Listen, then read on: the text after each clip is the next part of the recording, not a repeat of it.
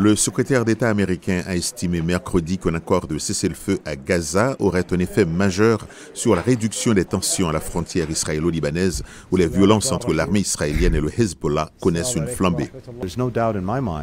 Il ne fait aucun doute dans mon esprit que le meilleur moyen de favoriser une solution diplomatique au nord, au Liban, est de résoudre le conflit à Gaza et d'obtenir un cessez-le-feu.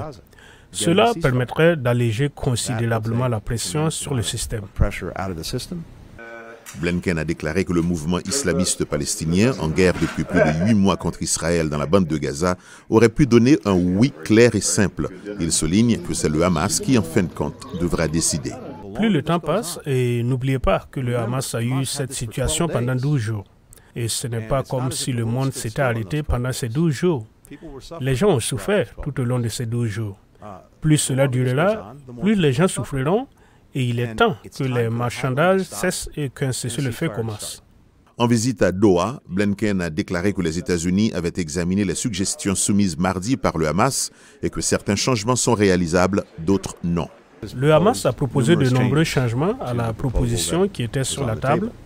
Nous avons discuté de ces changements hier soir avec nos collègues égyptiens et aujourd'hui avec le Premier ministre. Certains de ces changements sont réalisables, d'autres non. Les États-Unis travailleront avec les pays médiateurs afin de parvenir à un accord de cessez-le-feu dans la bande de Gaza, dit Blinken.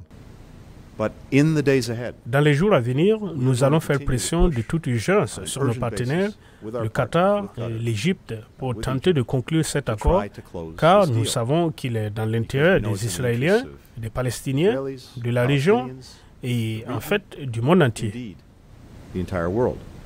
Anthony Blinken avait averti mardi en Israël que si le Hamas n'acceptait pas la proposition actuellement sur la table, un échec serait clairement de sa responsabilité. Les négociations indirectes se heurtent jusqu'à présent aux exigences contradictoires des deux camps.